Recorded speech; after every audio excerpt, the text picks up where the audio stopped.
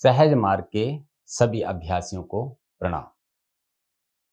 आप सब आध्यात्मिक मार्ग में ईश्वर साक्षात्कार की ओर बढ़ना चाहते हैं और आप सबका उच्चतम ध्येय जो है वह है ईश्वर साक्षात्कार।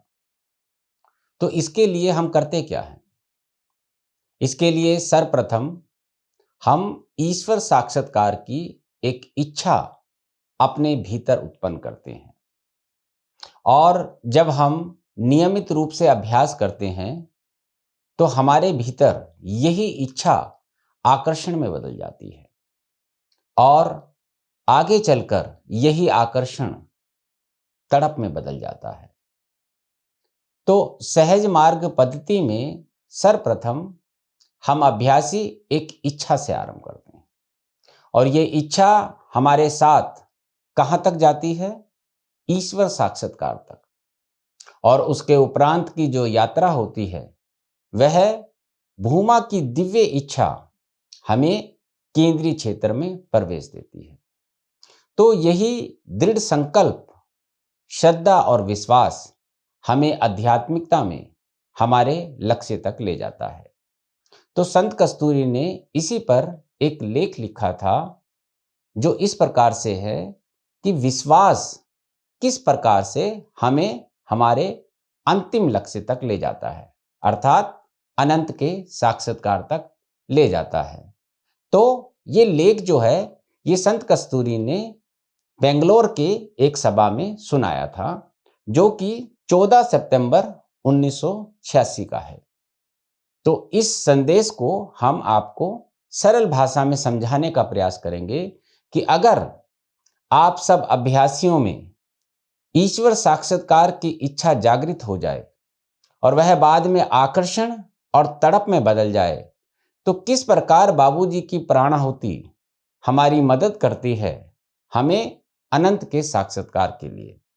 तो लेख इस प्रकार से है। विश्वास किया नहीं जाता, यह स्वतः उत्पन्न होता है। जब गुरु में लय होने के रूप में हम ईश्वर में लय हो जाते हैं, हमारे अंदर ऐसी दृढ़ता आ जाती है जो न केवल हमसे संबंधित रहती है बल्कि ईश्वरीय शक्ति जो हम में व्याप्त है से भी संबंधित रहती है। तो यहाँ पर संत कस्तूरी क्या बता रही हैं? जो हमारे भीतर विश्वास पैदा होता है वह स्वतः होता है, उसे हम बलपूर्वक नहीं कर सकते। और इसके बाद संत कस्तूरी कहती हैं अगर हम अपने गुरु में लय हो जाएं तो हम ईश्वर में लय हो जाते हैं। तो गुरु हमारा माध्यम होता है ईश्वर साक्षात्कार के लिए। तो वही बात संत कस्तूरी हमें इस लेख में बताना चाहती है।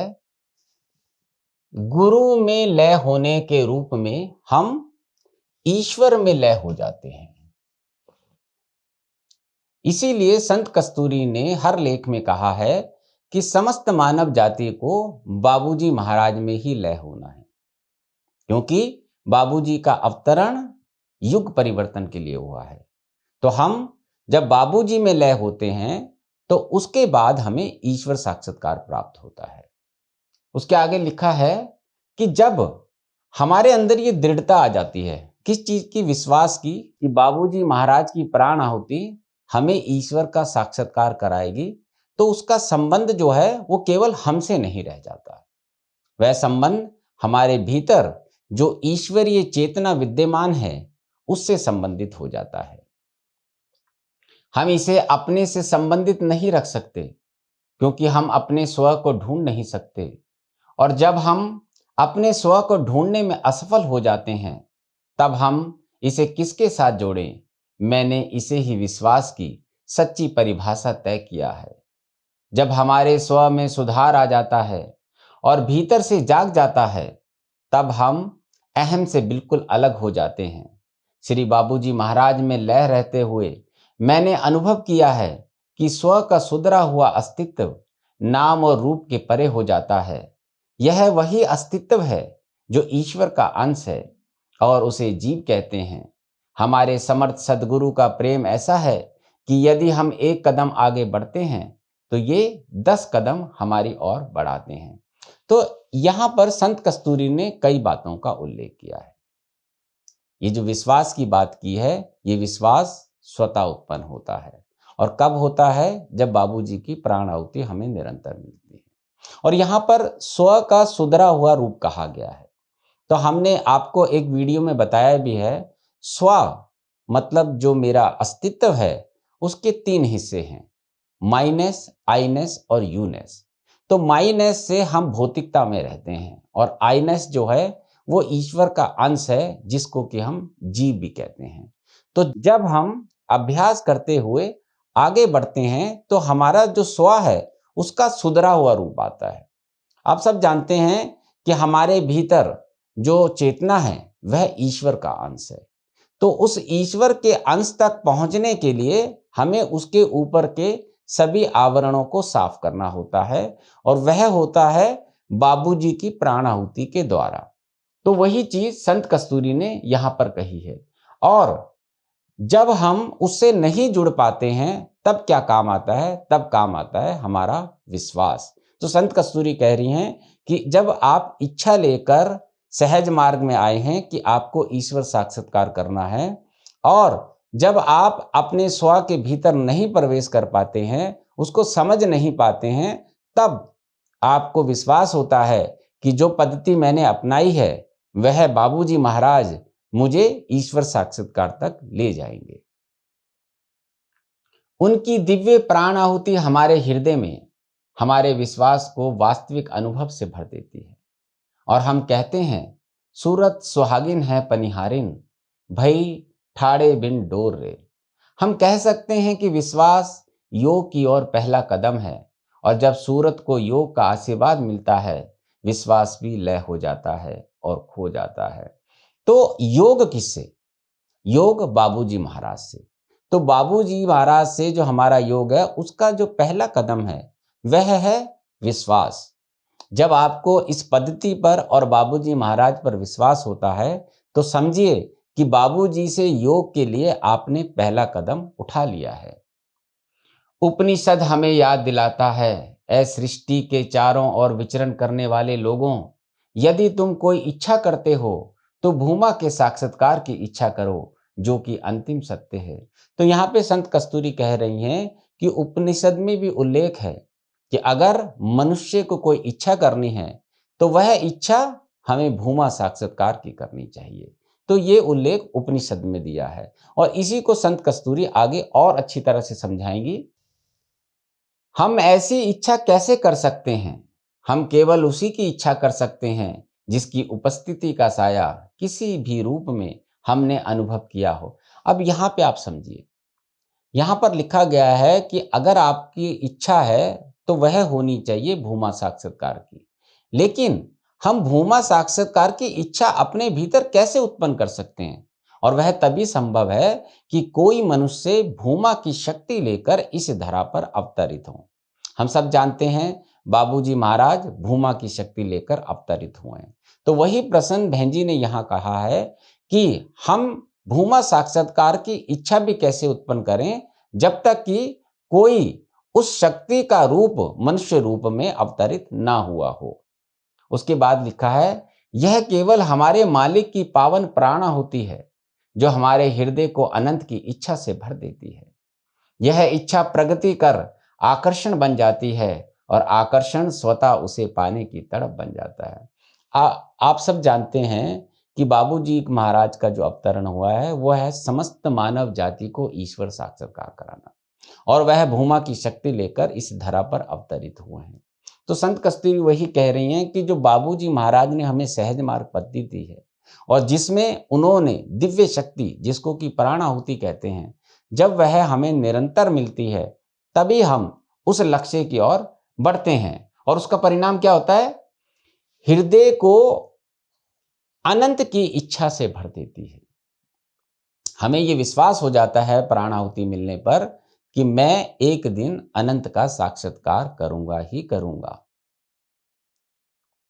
बिना सद्गुरु के अनुग्रह के ये पूरी तरह हमारी पहुंच के परे है कि हम अपने हृदय से उससे योग स्थापित कर सके। अब यहाँ पे भी एक बड़ी अच्छी बात बताई है संत कस्तूरी ने कि जब तक बाबूजी का आशीर्वाद ना मिले हम उनका साक्षात्कार नहीं कर सकते। हमारे भीतर वो इच्छा ही उत्पन्न नहीं होगी। इसका ये अर्थ हुआ कि हमारे भीतर जो भूमा साक्षात्कार की इच्छा उत्पन्न होती है, वह भी बाबूजी महाराज के कारण ही होती है। केवल इच्छा करने से ये नहीं हो सकता, क्योंकि अनंत इच्छा के परे है। अगर मनुष्य अपनी इच्छा से अनंत को पाना चाहे और उसमें बाबूजी की इच्छा ना हो, तो अनंत हमसे परे है, हम वहां तक नहीं पहुंच सकते। ये केवल मालिक की दिव्य शक्ति है जो हमें उसके साथ योग कराने में सक्षम है, और तब हम ये अनुभव करते हैं कि वह हमारा है और उसकी पावन उपस्थिति से हमारा पूरा हृदय पवित्र हो जाता है। अब यहां पर आप ध्यान दीजिए, केवल मालिक की दिव्य शक्ति, केवल मालिक की दिव्य शक्ति हमें सक्षम बनाती है, मतलब कैपेबल बनाती है कि हम उस शक्ति के माध्यम से अपनी यात्रा में आगे बढ़ सकें। और इसके बाद क्या होता है, हमारा जो हृदय है वह पवित्र हो जाता है। जब प्राण आहुति हमें निरंतर मिलती है, हम नियमित रूप से अभ्यास करते हैं, तो हमारा जो हृदय है वो पावन हो जाता है, पवित्र हो जाता है। एक और अनुभव होता है कि हमारे शरीर का कण कण पुकारने लगता है। वास्तव में ईश्वर साक्षात्कार कितना सरल है।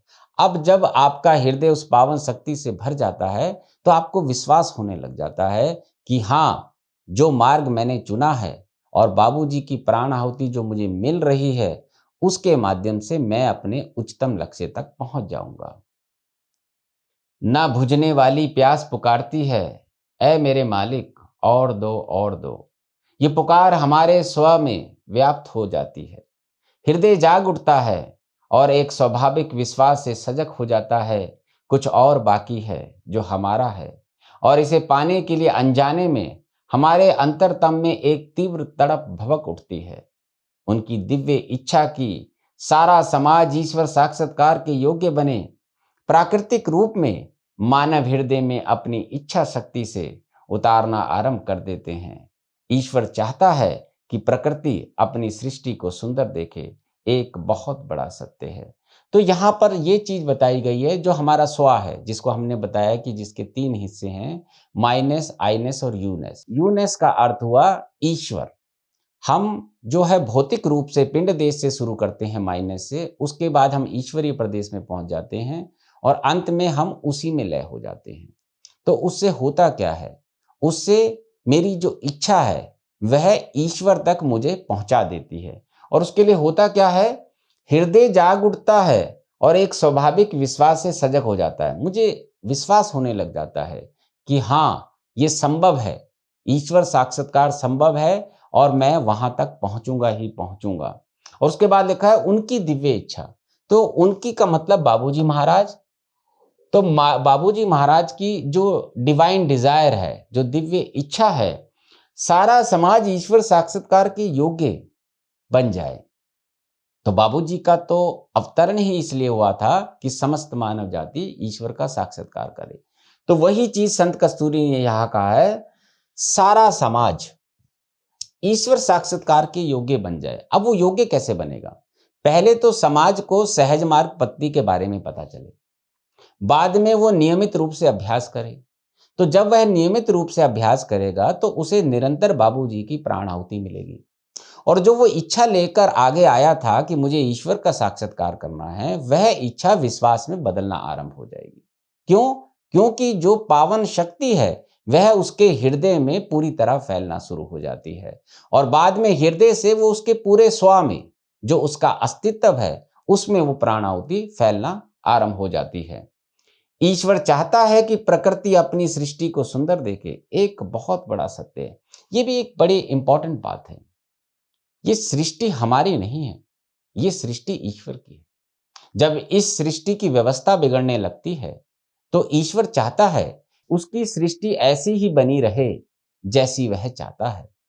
इसलिए ईश्वर समय समय पर संतों को इस धरा पर भेजता है कि जो बिगड़ा हुआ स्वरूप है वह फिर से सुधर जाए। उनकी इस धरती पर संतों का लगातार आगमन इसी इच्छा के अनुसार होता है। अब ये इच्छा जो है, ये हमारी इच्छा नहीं है, ये ईश्वर की इच्छा है। आप सब जानते हैं, भूमा के अंदर जो शोभ हुआ था, जो इच्छा उत्पन्न हुई थी, उसी से उसकी शक्ति का एक अंश अलग हुआ जिसको ईश्वर कहा जाता है। आप सब जानते हैं कि ईश्वर ने ही ब्रह्मांड की रचना की और इसमें जितने भी जड़ चेतन हैं उसमें अपनी ही शक्ति प्रवाहित की। इसका ये अर्थ हुआ कि ये पूरी सृष्टि ईश्वर की है, हम तो केवल यहाँ पर मेहमान हैं। इसे मृत्यु लोक भी कहा जाता है। हम आते हैं जाते हैं, लेकिन ये सृष्टि ऐसी ही बनी रहती है। लेकिन जब ये सृष्टि बिगड़ती है तो उसके सुधार के लिए ईश्वर कुछ संतों को इस धरा पर भेजता रहता है। समय ने मनुष्य को ईश्वर से इतना दूर कर दिया कि वह अपने अस्तित्व का विचार भी भूल गया है। अब यहाँ पर भी बड़ी इंपॉर्टेंट बात है कि हम माया में इतने लिप्त हो गए कि हम भूल गए कि हम शरीर नहीं हैं, हम ईश्वर का अंश है जिसको कि आत्मा कहते हैं। अब संत कस्तूरी बता रही हैं कि समय काल के हिसाब से मनुष्य ये भी भूल गया कि वह ईश्वर का अंश है। मनुष्य जन्म लेने से मरने तक इस शरीर को ही प्रधान समझता है। वह समझता है कि मेरा नाम और रूप ही मेरा शरीर है, जबकि हम ईश्वर का अंश है जिसको कि जीव कहते हैं, जो आत्मा के रूप में इस शरीर को धारण करती है। ऐसे संकट काल में मतलब जब आदमी बिल्कुल ही भूल गया ईश्वर को, तब क्या हुआ? ऐसे संकट काल में श्री बाबूजी महाराज का धरती पर अवतरण का एक यह भी कारण है कि उनका सूक्ष्म संकल्प कि मनुष्य अंतिम सत्य का साक्षात्कार करे तथा ईश्वरीय शक्ति पर उनका श्री बाबूजी महाराज पूर्ण प्रभुत्व इस साक्षात्कार में काम आए। अब यहाँ पे बाबूजी महाराज का जो संकल्प है वो है समस्त मानव जाति को ईश्वर साक्षात्कार कराना, और इसके लिए बाबूजी के पास पूरी ईश्वरीय शक्ति मौजूद है और उसी शक्ति पर उनका पूर्ण प्रभुत्व, उस पर टोटल कंट्रोल है। तभी तो बाबूजी महाराज ने इस ईश्वरीय शक्ति को प्राण आहुति का रूप देकर अपने सिस्टम में जोड़ा। हमारे सहज मार्ग में अभ्यासी को सर्वप्रथम 3 प्राणाहुति दी जाती हैं। तो उसका मकसद ही यही है कि जो आपका बाहरी ठोस आवरण है वह टूट जाए और आप तैयार हो जाएं ईश्वर साक्षात्कार के लिए। तो बाबूजी महाराज उस पर पूर्ण प्रभुत्व रखते हुए वो शक्ति लेकर इस धरा पर अवतरित हुए। मालिक एक दर्पण है जिनमें हम सभी को लय होना है ताकि हम ईश्वर साक्षात्कार कर सकें। ये फिर से वही बात आ गई कि हम सबको बाबूजी में ही लय होना है, क्योंकि बाबूजी में लय होने का अर्थ होगा कि हम ईश्वर में लय हो गए। श्री बाबूजी महाराज ने मुझे लिखा था कि बिना ईश्वर में लय हुए भूमा का द्वार नहीं खुलता। ये बड़ी ही जरूरी बात है। बिना ईश्वर में लय हुए भूमा का द्वार नहीं खुलता। अब भूमा का द्वार क्या है? केंद्रीय क्षेत्र। और ईश्वर की सत्ता कहां तक है? 16वें वृत्त तक, ईश्वरीय क्षेत्र तक। तो जब तक हम गुरु में लय नहीं होते तब तक ईश्वर का द्वार नहीं खुलता, और जब हम ईश्वर में लय होते हैं तो भूमा का द्वार खुलता है। तो ये तीनों आपस में है। तो इसको समझने के लिए ऐसे समझिए कि बाबूजी भूमा की शक्ति लेकर आए, लेकिन आए किस में है? मनुष्य रूप में। तो उसी मनुष्य को गुरु रूप में, मालिक के रूप में हम ध्यान में लाते हैं।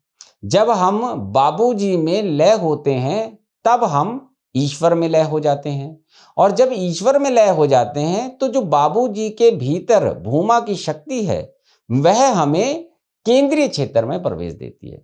इसीलिए यहां पे लिखा है बिना ईश्वर में लय हुए भूमा का द्वार नहीं खुलता। इस संबंध में मैंने अनुभव किया है। अब आप जानते हैं संत कस्तूरी ने अनंत का सागर 1975 में पार किया था, तो वही अपने अनुभव के अनुसार संत कस्तूरी बता रही हैं। इस संबंध में मैंने अनुभव किया है कि जब अनंत के साक्षात्कार का आनंद भी स्वतः समर्पित हो जाता है तब अनंत के साक्षात्कार की चाह या इसमें विश्वास भी आगे नहीं बढ़ता। विश्वास कैसे आए? जब विश्वास और इसका आधार 2 अलग अलग चीजें हो जाती हैं। अब संत कस्तूरी यहाँ पर बता रही हैं कि जो विश्वास भी है हमारा, वह भी ईश्वर साक्षात्कार तक ही है, क्योंकि इच्छा से विश्वास बना था, लेकिन वहां पर हमारी भौतिक इच्छा थी, अभ्यासी की इच्छा थी। लेकिन इसके आगे जो इस इच्छा का आधार है वह है भूमा की इच्छा। भूमा की इच्छा है कि समस्त मानव जाति ईश्वर का साक्षात्कार करे। तो भूमा पहले हमारी इच्छा को प्रेरित करता है कि मेरी ओर आइए। जब हम नियमित रूप से अभ्यास करते हैं, वो हमें आगे बढ़ाता है। तो वही इच्छा जो है वो विश्वास में बदलती है। लेकिन जो इसका आधार है, जो कि है भूमा की इच्छा, वह इससे अलग है। तो एक समय ऐसा आता है कि ईश्वर में लय अवस्था प्राप्त करने के बाद मेरा विश्वास भी उसी में लय हो जाता है। और उसके आगे लिखा है, विश्वास कैसे आए जब विश्वास और इसका आधार दो अलग अलग चीजें हो जाती हैं। अब मेरा विश्वास अलग हो गया है, किससे? इसके आधार से। और आधार क्या है? भूमा की शक्ति। तब मैंने श्री बाबूजी महाराज को लिखा, ईश्वर साक्षात्कार की ये प्यास अब बुझ गई है। मतलब हमने जो इच्छा अपने अंदर जगाई थी कि मुझे ईश्वर का साक्षात्कार करना है, तो जब ईश्वर का साक्षात्कार हो जाता है तो वो इच्छा और विश्वास भी समाप्त हो जाता है। तो प्यास अब बुझ गई है, क्योंकि जिस चीज की आपने इच्छा करी थी, आप उसमें लय अवस्था प्राप्त कर चुके हैं, उसका आप साक्षात्कार कर चुके हैं। विश्वास और प्रेम का कोई चिन्ह नहीं है और ना ही मैं अपने में कोई भक्ति पाती हूँ। कृपया बताएं कि मैं क्या करूं। अब संत कस्तूरी यहाँ पर कंफ्यूज हो गई है। जैसे ही बाबूजी ने उनका ईश्वर साक्षात्कार कराया, तो उनके अंदर से ईश्वर के प्रति जो भक्ति थी, विश्वास था, इच्छा थी, वह सभी समाप्त हो गई। यहाँ पर संत कस्तूरी ने कहा, विश्वास और प्रेम का कोई चिन्ह नहीं। अब वह सारी चीजें समाप्त हो चुकी हैं। जो लक्ष्य मैंने प्राप्त करना था, वो लक्ष्य मुझे बाबूजी ने दे दिया है। कृपया बताएं कि मैं क्या करूं। अब संत कस्तूरी कहना चाहती है कि अब इसके आगे मैं क्या करूं। तो बाबूजी उसमें लिखते हैं